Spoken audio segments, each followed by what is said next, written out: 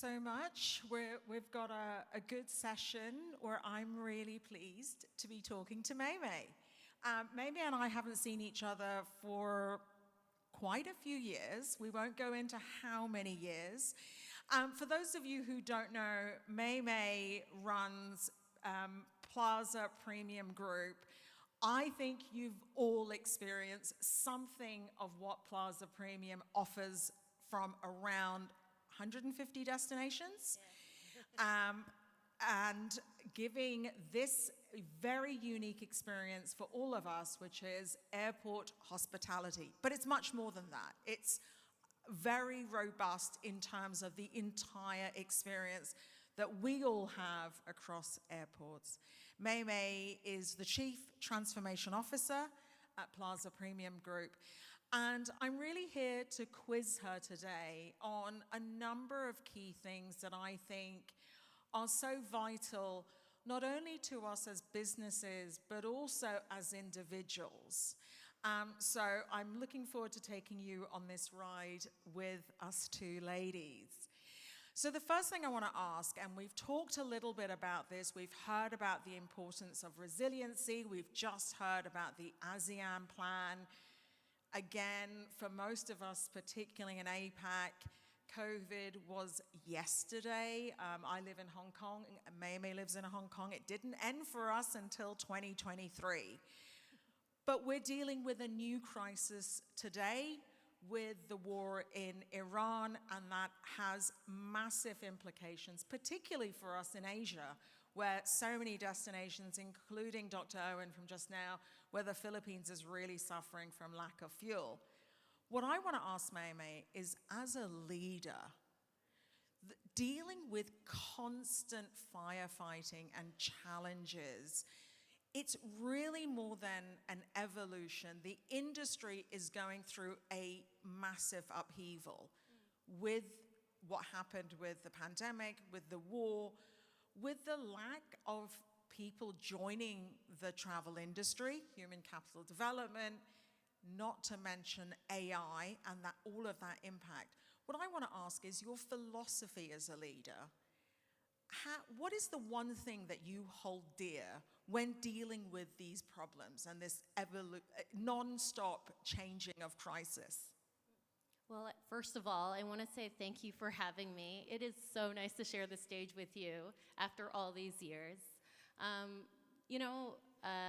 I think just now you mentioned leadership. And for me, I mean, on a personal level, we are a fast-growing company. I think if we spoke 10 years ago, I would probably tell you we're in 20 airports. Now, today, we're in 160 airports globally. And just now we spoke about the destination, the tourist destination, and we are that journey, right? It's that journey that everyone forgets because we're not the destination, but we're also not the airline or the hotel. We are actually the in-between, but it's the place where everyone has a story, like, they lost my suitcase, I got lost, and that's where we stand, and that's how we created our business. So I think maybe just to give a bit of background to everyone, our family founded the concept of an independent airport lounge some 29 years ago. From there, I will get to your answer. I just want to give context, yes, right? Absolutely. Yeah, I want to give context. So from there, 29 years ago, we really expanded nonstop in different locations. If anyone has built or built in the airport, you'll know the airport is a very challenging place to build anything. Yeah. That said, we grew organically. We grew in different airports. We understood what travelers wanted. Actually, you know what? How we understood, we observed what travelers want. And from there, we built everything from airport hotels to airport passenger services, so your meet and greet, your buggy, your wheelchair, your porter, and then also airport dining. And what I always hold true is I'm 100% me. What does that mean? It means how we conduct our business doesn't matter in which country we're in.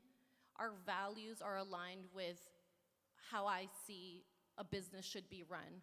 I'm also thinking of how I build the business, build the product from my perspective as well.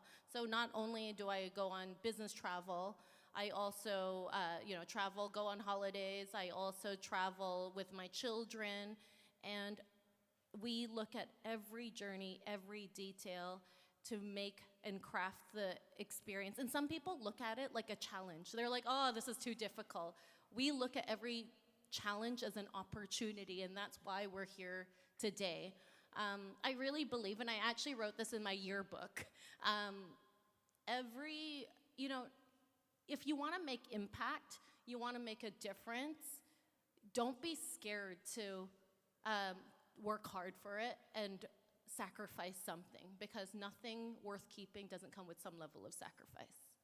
I think that's so critical, right? And let me first of all go back to that, the airport hospitality journey. You're right, we don't think of it as part of the full journey, and it tends to be left sort of on the side. But the reality is exactly that. It's the first place we get to. It's the last place we leave when we visit. And, you know, a lot of airport experiences aren't great. As I said earlier to Mei Mei, I visited an airport recently, I won't name them, but I thought I'd been transported back to the 1970s. It really was odd.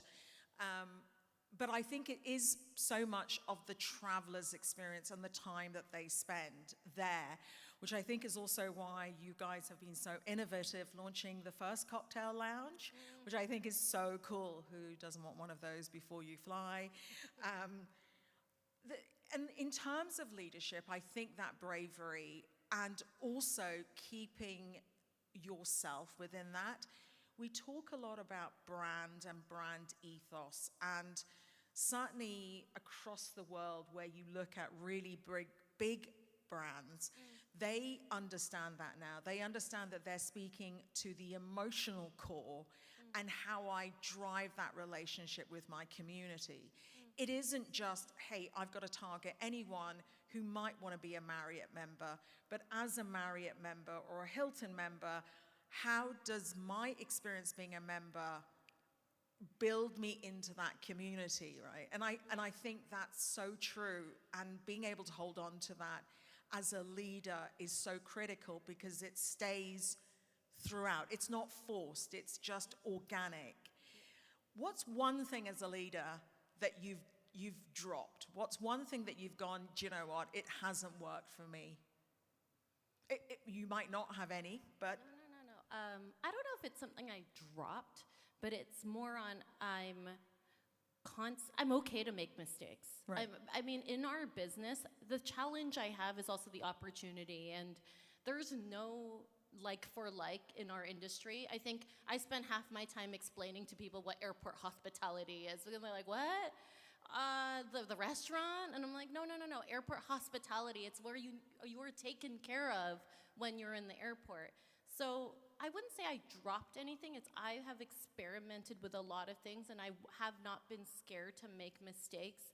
But not repeating my mistakes, observing or how to pivot is probably something I think as a company we really hone into.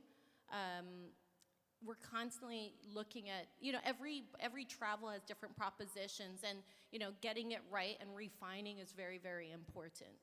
Yeah. I think that's a really critical point. Being able to acknowledge the failures and being able to move on from them. And I think particularly what we're going through with the travel sector, with the crisis that we have, I find too often that we tend to go, well, it's worked before back in, whatever century it was, but not being brave enough to go, let's try that new thing, let's take that leap of faith.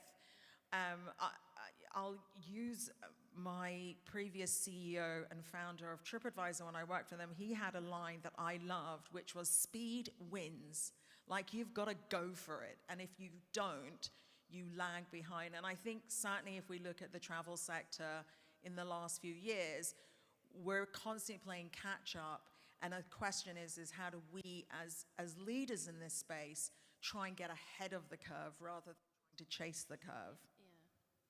And I think also being open to feedback is very important, right? Yeah. Feedback is like, my father told me, feedback is like money in my bank. Yeah. Don't, in Chinese we say 不要吃亏, meaning Yeah. don't be afraid to be on the lower hand. Yeah. Because people are giving you opinions, people are giving you ways to be better, and I think feedback is very, very important, and we take it very seriously. Every Monday, every Wednesday, I have the head of customer experience sit down with me customer excellence, sit down with me for 30 minutes. I go through all the positive comments, all the negative comments, and go, how do you make change?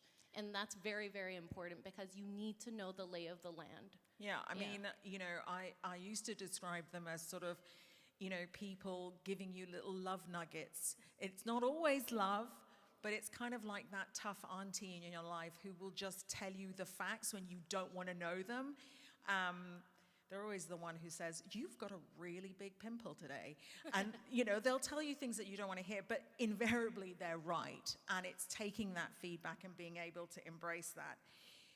I've heard you say that, you know, you're growing up, your playground was the airports, and you've, you know, learnt in that space. And it was about 10 years ago, or a little bit longer than about 10 years? 15 years. 15 years joining PPG. One of the things that we've spoken about in the past, I'm particularly interested, is the journey of women in travel. This industry is over 50% run by, you know, that have women in the workforce. But would it surprise you to know that it's going to take another 123 years for us to get into parity?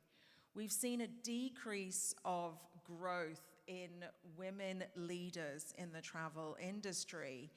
And I know that particularly in Asia, it's a balance. I explained this. There's me as me, Sarah, working, and then there's me as my uncle's niece.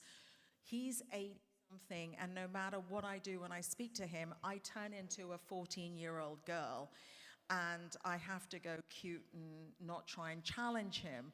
And that's sort of my innate Chinese heritage. I suppose my question to you, working with your family, your mother, incredibly strong leader herself, your own journey in this space, how do you drive and encourage leadership growth amongst your colleagues and your team at PPG, particularly for women?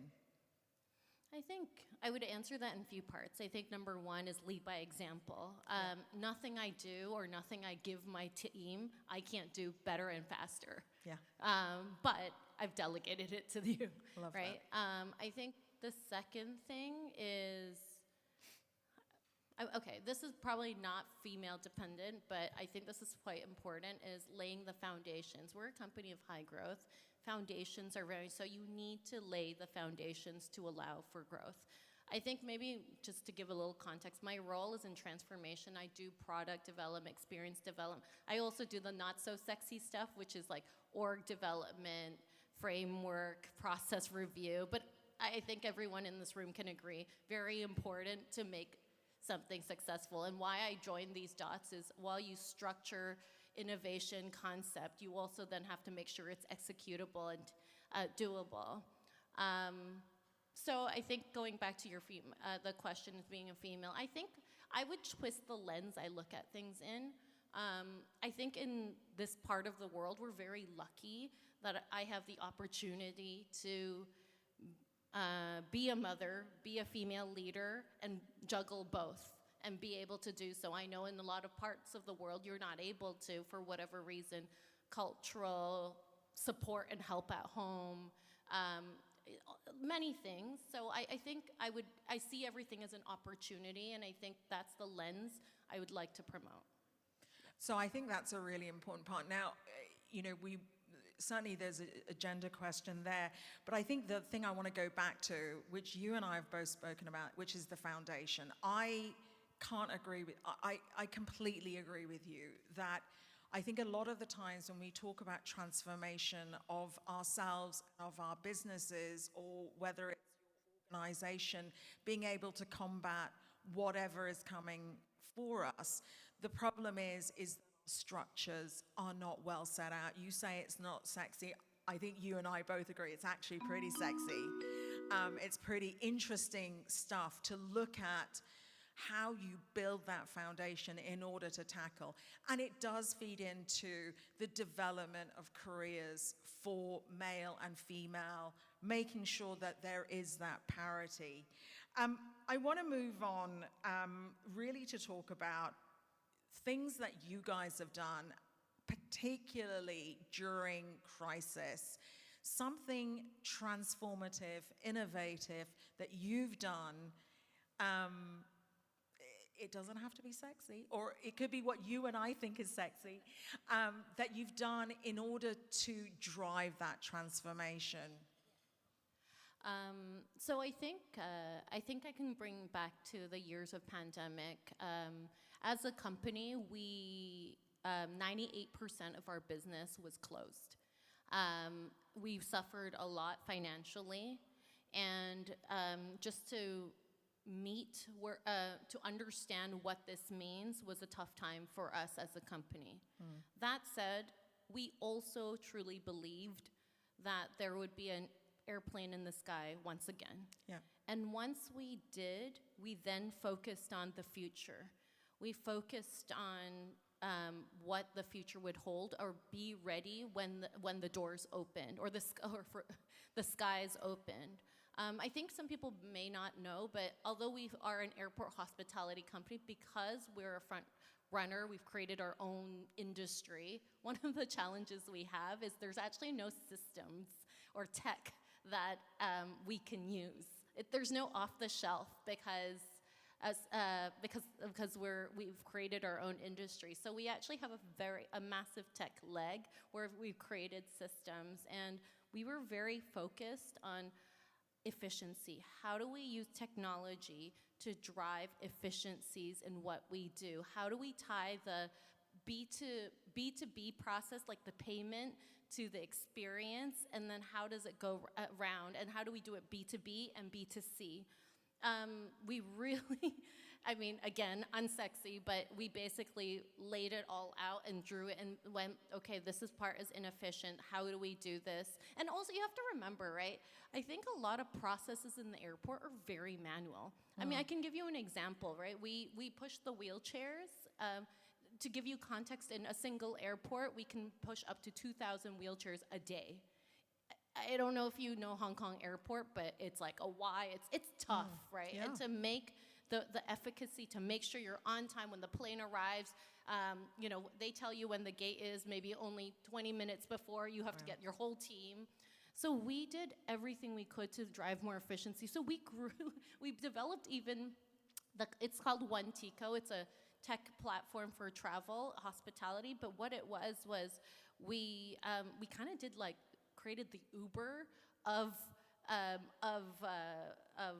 wheelchair services. So we marked where this one would go, and then we try to drive the most efficiency so that the person who came there, they would go pick up the closest one. And 2,000 is a lot. Just imagine the amount of wheelchair services. Imagine the amount of people we have to manage. And if we can drive efficiency down to even by 10%, that's a win, right? So I think on a business level, we really focused on technology to drive efficiency. On a personal level, or professional level, and that time, because I could not fly, I actually went, I reversed my job. I reverse engineered what I would normally do, and I actually started with the micro. I opened a single site. So it's funny you mention it. So we have this bar called Intervals. And the genesis of this is that we realized that there are airport pubs or restaurants that serve drinks, but there was no airport cocktail bar. And I couldn't fly, so I looked at that project and I stripped it down. I looked at the procurement lines. I looked at how we do our marketing communications. I looked at how we do our training, learning and development, and on a single project. And honestly, I never have that pleasure because there's so much going on. Yeah. And because I was able to do that, I was able to understand how it's done, what the status quo is, and what are the inefficiencies or what things we can do better. And by doing so, I've then looped it back into like how we structure our transformation. Like some of the stuff is like, it's so like the procurement. It's like, no, we don't have to do it like that. Or, you know, I think people forget, you know, when you do your cocktail and you have lime, every lime that goes, we serve, a piece of lime we serve has to go through security, has to go through an x-ray. I mean, it's wild, but some of the things like don't make sense, how the ordering time, so I stripped it all back, and because I was able to do that, I was able to transform and understand back to basics. And launch something brand new. Correct. In a different view. I love that. And in a way, that stripping back and that data point, I see Jonathan there who's coming to chase off the stage. And I had so many other questions to ask. I think I can't agree with you. The data point is also critical. People who know me know that I'm constantly talking about how governments and destinations and businesses need to spend a huge amount of time and money on data to better understand how you drive success. And I love that stripping back. My last question to you is, what does airport hospitality, what will that look like in 5 years? Give me the Spielberg version or the Mei Mei version. Okay, so you know what's been really interesting? So I've been exploring with a lot of things, right? A lot of things. Like, we've been doing pilot projects. We've got like, so I'm very particular to call airport hospitality, but if you actually look at our motto in our company, it's make travel better. So I've been doing like pilot railway lounges. I've been doing pilot highway lounges, like waiting areas, and how do you enhance that? And this is something I really believe travel will be expanded beyond airports. And we can see this, right? Yeah. I think in the realm of airports, okay, I have to answer this in 2 parts. I hope this is okay. Don't worry, we're the last ones. I'm also in marketing, so I understand timekeeping. But in the airport space, I think from a macro level, you can see hints of it today, right? I think we worked on a project with Red Sea. It's kind of amazing. So you land, you don't have to take out your passport, you don't have to take out your boarding pass, and you don't even have to pick up your suitcase. Because I arrive at the hotel, my suitcase is there, and I've gone through all the process. And I mean, I think we can all agree security and immigration is probably the biggest stress point when you're at the airport. And I've seen hints of it. Like last week I was in Singapore and I did Hong Kong, Singapore. I barely had to take out anything. It was super fast and everything was on facial recognition. But what that meant was that people can spend more time in the airport space and also in the destination and not have to stress about that weird in-between period, which is high stress. I also think that airports are going to be destinations in itself. You can see, you know, I think some of us have been to Jewel in Singapore, or Japan, which I think are the front runners, right? I don't know if you've been to Japan, but people go to Japan airport early to shop. Yeah. You know, to eat, to shop, and that happened like 10 years ago, and no one really talked about it. They make a lot of money from us, from the airport. And I truly believe, and I've told my team, I was like, I'm not JC2Co. I'm not doing advertisement. What I believe in is if we invest in experience, even in our lounges, that's where things will flourish. So if you think about it, like in our lounges, we've got first class passengers, business class passengers, business travelers, dwell time. I mean, what do you do in a lounge? You play on your phone, you reply some emails, you have a little bite, but you have a 30-minute dwell time. And I really believe there's an opportunity to build experiences there. It's not about hard sell, like straight ads don't work now. It's about experiences, bringing experiences, surprising and delight. And I feel that's where you will make your impact. So it's not like Star Wars futuristic, but I really think it's something realistic that can be executed, and everyone needs to twist their mindset. And I completely think that destinations should be doing that right now, is making sure that experience of the destination continues at the airport from the moment you land as well as when you leave. And I agree. I definitely go to Japan airports to pre-shop. And just with your lounges, I always go early so I can pre-book a massage. As I said, I could go on and on with Mei Mei. Luckily, she and I live in Hong Kong, so I'll bug her directly for more fireside chats. Jonathan, thank you for being patient. Back over to you guys. Thank you.